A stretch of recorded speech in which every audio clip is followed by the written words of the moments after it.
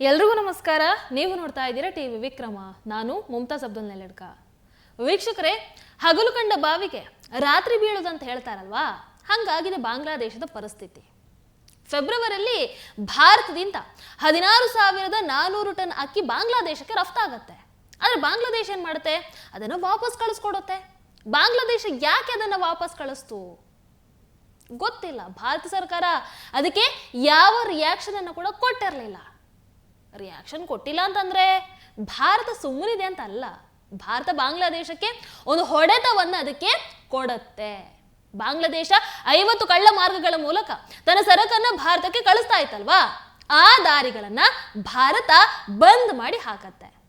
North East ರಾಜ್ಯಗಳಲ್ಲಿ ಆ ಕಳ್ಳ ಮಾರ್ಗಗಳನ್ನ ಬಂದ್ ಮಾಡಿರುವಂತದ್ದು ಕೇವಲ ಬಾಂಗ್ಲಾದೇಶಕ್ಕೆ ಮಾತ್ರ ಅಲ್ಲ, ಚೈನಾಗೆ ಕೂಡ ಕೌಂಟರ್ ಕೊಟ್ಟ ಹಾಗೆ ಆಗ್ಬಿಟ್ಟಿದೆ.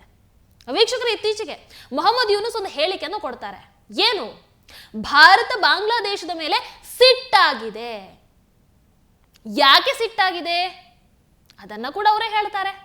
ನೋಡಿ, ಬಾಂಗ್ಲಾದೇಶ ಇದ್ದಕ್ಕಿದ್ದ ಹಾಗೆ ಭಾರತದಿಂದ ಹೋಗ್ತಾ ಇದ್ದಂತಹ 80% ಆಮದುಗಳನ್ನ ಬಂದ್ ಮಾಡಿಬಿಡತ್ತೆ. ಭಾರತದ ಬದಲಾಗಿ ಅವರು ಮಲೇಷ್ಯಾದಿಂದ ಅದನ್ನ ಆಮದು ಮಾಡ್ಕೊಳ್ತಾ ಇದ್ದಾರೆ. ಕೆಲವನ್ನ ಸಮುದ್ರ ಮಾರ್ಗದ ಮೂಲಕ ಚೈನಾದಿಂದ ಕೂಡ ಅವರು ಆಮದು ಮಾಡ್ಕೊಳ್ತಾ ಇದ್ದಾರೆ. ಭಾರತ ಹಾಗೆ ಬಾಂಗ್ಲಾದೇಶದ ನಡುವೆ ಹೀಗೆ ಆಗೋದಕ್ಕೆ ಕಾರಣ ಏನು ಗೊತ್ತಿಲ್ಲ. ಇದು ಶುರುವಾಗಿದ್ದು ಖಂಡಿತ ನಮ್ಮಿಂದಂತೂ ಅಲ್ಲವೇ ಅಲ್ಲ. ಇದು ಆರಂಭ ಆಗಿದ್ದು ಬಾಂಗ್ಲಾದೇಶದ ಕಡೆಯಿಂದಾನೆ. ಅಲ್ಲಿವರೆಗೂ ಕೂಡ ಭಾರತ ತನ್ನ ಪಾಡಿಗೆ ತಾನಿತ್ತು. ವೀಕ್ಷಕರು, ಫೆಬ್ರವರಿಯಲ್ಲಿ ಭಾರತ ಅಕ್ಕಿಯನ್ನ ರಫ್ತು ಮಾಡತ್ತೆ. ಅವಾಗ ಅದನ್ನ ಬಾಂಗ್ಲಾದೇಶ ಸ್ವೀಕಾರ ಮಾಡಲ್ಲ. ಅಹಂಕಾರದಿಂದ ವಾಪಸ್ ಭಾರತಕ್ಕೆ ಕಳಿಸ್ಕೊಡುತ್ತೆ. ಅದಾದ ನಂತರ ಮೊಹಮ್ಮದ್ ಯೂನುಸ್ ಚೈನಾಗೆ ಹೋಗ್ತಾನೆ. ಅಲ್ಲಿ ಹೋಗಿ ಹೇಳ್ತಾರೆ, north East land locked, we are the guardians of Indian ocean. North East ಭಾಗ ನಿಜವಾಗ್ಲೂ ಕೂಡ ಈ ವ್ಯಕ್ತಿ ಹೇಳೋ ಹಾಗೆ ಲ್ಯಾಂಡ್ ಲಾಕ್ಡ್ ಆಗಿದೆಯಾ? ಹಾಗೆ ನೋಡಿದ್ರೆ ಇಂಡಿಯನ್ ಓಷನ್ ನ ನಮ್ಮ ಬಂದರುಗಳಲ್ಲಿ ಬಾಂಗ್ಲಾದೇಶದಿಂದ ಬರುವಂತಹ ಸರಕುಗಳಿಗೆ ಎಂಟ್ರಿ ಪಾಯಿಂಟ್ ಅಂತ ಇರುತ್ತೆ. ಅದನ್ನ ಭಾರತವೇ ಕ್ಲೋಸ್ ಮಾಡಿರುವಂತದ್ದು. ಮತ್ತೆ ನೋಡಿ, ಬಾಂಗ್ಲಾದೇಶದ 90% ಟ್ರೇಡ್ಸ್ ಭಾರತದ ಲ್ಯಾಂಡ್ ರೂಟ್ ಇಂದಾನೆ ಹೋಗುವಂತದ್ದು. ಗಾರ್ಮೆಂಟ್ಸ್ ಗಳನ್ನ ವಿದೇಶಕ್ಕೆ ಕಳಿಸಲಾಗ್ತಾ ಇತ್ತು. ನಾವು ಸಾಗಾಟ ಮಾಡುವಂತಹ ಸೌಲಭ್ಯಗಳು ಅಂದ್ರೆ ಶಿಪ್ಮೆಂಟ್ ಅನ್ನ ಅವರಿಗೆ ಕೊಟ್ಟು ಸಹಾಯವನ್ನ ಮಾಡ್ತಾ ಇದ್ವಿ. ಯಾಕಂದ್ರೆ ನೀವು ನಮ್ಮ ಪ್ರಾಡಕ್ಟ್ ಗಳನ್ನ ತಗೊಳ್ಳೋದಕ್ಕೆ ನಿರಾಕರಿಸ್ತಾ ಇದ್ದೀರಾ ಅಂತ ಹೇಳಿದ್ರೆ, ನಮ್ಮ ಲ್ಯಾಂಡ್ ಹಾಗೆ ಬಂದರುಗಳು ಅದೇ ರೀತಿ ಏರ್ ಸ್ಪೇಸ್ ಅನ್ನ ಯೂಸ್ ಮಾಡಿ ಸರಕು ಸಾಗಣೆಯನ್ನು ನೀವು ಹೇಗೆ ಮಾಡ್ತೀರಾ? ಅದನ್ನ ನಾವು ಯಾಕೆ ಬಿಟ್ಟು ಕೊಡ್ಬೇಕು? ಅದಕ್ಕೆ ನಾವು ಯಾಕೆ ಅವಕಾಶವನ್ನ ಮಾಡಿಕೊಡ್ಬೇಕು? ಬಾಂಗ್ಲಾದೇಶದ 42% ರೆಡಿಮೇಡ್ ಗಾರ್ಮೆಂಟ್ ಗೂಡ್ಸ್ ಭಾರತದ ರಸ್ತೆಯ ಮೂಲಕನೇ ಹೋಗ್ತಾ ಇತ್ತು. ಈಗ ಅದನ್ನ ಕ್ಲೋಸ್ ಮಾಡಿದ ಮೇಲೆ ಅವರಿಗೆ ನಷ್ಟ ಆಗಿಬಿಟ್ಟಿದೆ.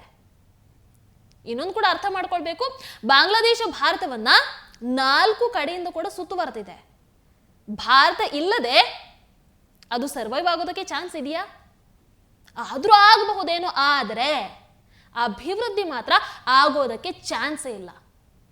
ಬಾಂಗ್ಲಾದೇಶದ ಮೇನ್ ಇನ್ಕಮ್ ಸೋರ್ಸ್ ಯಾವುದು?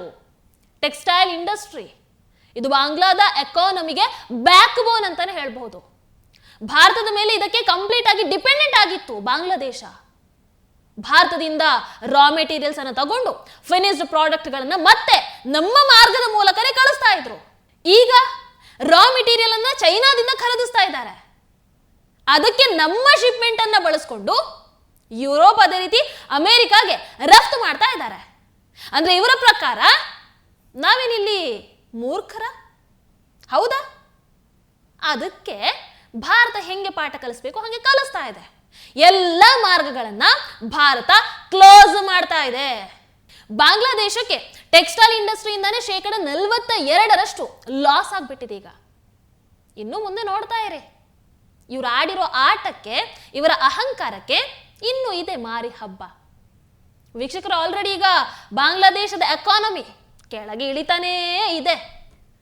ಮೊದಲು ಪಾರ್ಟ್ನರ್ಸ್ ಆಗಿದ್ದಿದ್ದು ಯಾರು? ಒಂದು ಇಟಾಲಿ, ಭಾರತ, ಅದೇ ರೀತಿ ಅಮೆರಿಕ. ಆದ್ರೆ ಈಗ ಬಾಂಗ್ಲಾದೇಶದ ಪಾರ್ಟ್ನರ್ ಯಾರು ಅಂತ ಕೇಳಿದ್ರೆ ಪಾಕಿಸ್ತಾನ. ದೊಡ್ಡವ್ರು ಹೇಳಿಲ್ವಾ, ಸಹವಾಸ ದೋಷದಿಂದ ಸನ್ಯಾಸಿ ಕೂಡ ಕೆಟ್ಟ ಅಂತ. ಒಳ್ಳೆ ಫ್ರೆಂಡ್ಶಿಪ್ ಮಾಡ್ಕೊಂಡಿದ್ರೆ ಅವರಿಗೂ ಒಳ್ಳೇದಾಗ್ತಾ ಇತ್ತಪ್ಪ. ಅವರು ಕೆಟ್ಟವರ ಸಹವಾಸ ಮಾಡೋದಕ್ಕೆ ಹೋಗ್ತಾ ಇದ್ದಾರೆ. ಉದ್ಧಾರ ಆದ ಹಾಗೆ ಭಾರತ ತೆಗೆದುಕೊಂಡಿರುವಂತಹ ಈ ನಿರ್ಧಾರದಿಂದ ಬಾಂಗ್ಲಾದೇಶ ಅದೇ ರೀತಿ ಚೈನಾ ಎರಡಕ್ಕೂ ಕೂಡ ಇಲ್ಲಿ ನಷ್ಟ ಆಗೋದು 100ಕ್ಕೆ 100ರಷ್ಟು ಸತ್ಯ. ಇವರು ಭಾರತವನ್ನ ಎದುರು ಹಾಕೊಳ್ಳೋದಕ್ಕೆ ಬಂದ್ರು, ಈಗ ಅದರ ಪರಿಣಾಮವನ್ನ ಅನುಭವಿಸ್ತಾ ಇದ್ದಾರಷ್ಟೇ. ನೋಡಿ, ಇದೇ ಬಾಂಗ್ಲಾದೇಶಕ್ಕೆ ಸ್ವಾತಂತ್ರ್ಯವನ್ನು ಕೊಡಿಸಿದ್ಯಾರು? ಭಾರತ ತಾನೆ. ಬಾಂಗ್ಲಾದೇಶದ ಒಳಗೆ ಭಾರತದ ಅಸೆಟ್ಸ್ಗಳಿದ್ದಾವೆ, ಅದನ್ನ ತಲೆಯಲ್ಲಿ ಇಟ್ಕೊಂಡು ವ್ಯವಹಾರವನ್ನ ಮಾಡಿದ್ರೆ ಅವರಿಗೆ ಒಳ್ಳೇದಾಗ್ತಾ ಇತ್ತು. ಇನ್ನೊಂದು ಒಳ್ಳೆ ವಿಚಾರ ಏನು ಅಂತ ಹೇಳಿದ್ರೆ, ಮೊಹಮ್ಮದ್ ಯೂನುಸ್ನ ಅಧಿಕಾರ ಸದ್ಯದಲ್ಲೇ ಹೋಗೋದಿದೆ. ಆತ ಅಧಿಕಾರವನ್ನ ಕಳ್ಕೊಳ್ಳೋನಿದ್ದಾನೆ. ಬಾಂಗ್ಲಾದೇಶಕ್ಕೆ ಅದರ ಅರ್ಥ ಒಳ್ಳೆಯ ದಿನಗಳು ಹತ್ರ ಬರ್ತಾ ಇದೆ ಅಂತ. ಭಾರತ ಇದುವರೆಗೂ ಯಾವತ್ತೂ ಕೂಡ ಬಾಂಗ್ಲಾದೇಶದ ಮೇಲೆ ಡಿಪೆಂಡ್ ಅಂತೂ ಆಗಿರಲಿಲ್ಲ, ಆಗೋದು ಇಲ್ಲ ಬಿಡಿ. ಆದರೆ ಬಾಂಗ್ಲಾದೇಶ ಭಾರತದ ಮೇಲೆ ಅಫ್ಕೋರ್ಸ್ ಡಿಪೆಂಡ್ ಆಗಿ ಇತ್ತು. ಈಗ ತಾನೇ ತೋಡಿಕೊಂಡಂತಹ ಗುಂಡಿಗೆ ತಾನೇ ಬೀಳ್ತಾ ಇದೆ ಅಷ್ಟೇ. ನೀವೇನಂತೀರಾ? ದಯವಿಟ್ಟು ಕಾಮೆಂಟ್ ಮೂಲಕ ತಿಳಿಸಿ. ಹಾಗೆ ವಿಡಿಯೋ ನಿಮಗೆ ಇಷ್ಟದಲ್ಲಿ ಲೈಕ್ ಮಾಡಿ, ಶೇರ್ ಮಾಡಿ. ನಮಸ್ಕಾರ. ಟಿವಿ ವಿಕ್ರಮ, ದೇಶ ನಿಮ್ಮ ಕೈಯಲ್ಲಿ. ಈ ಕಾರ್ಯಕ್ರಮ ನಿಮಗೆ ಇಷ್ಟ ಆಗಿದ್ದಲ್ಲಿ ಲೈಕ್, ಶೇರ್ ಹಾಗೂ ಕಮೆಂಟ್ ಮಾಡಿ. ಟಿವಿ ವಿಕ್ರಮದ ಕಾರ್ಯಕ್ರಮಗಳನ್ನು ನಿರಂತರವಾಗಿ ವೀಕ್ಷಿಸಲು ಸಬ್ಸ್ಕ್ರೈಬ್ ಮಾಡಿ, ಬೆಲ್ ಐಕನ್ ಒತ್ತಿ.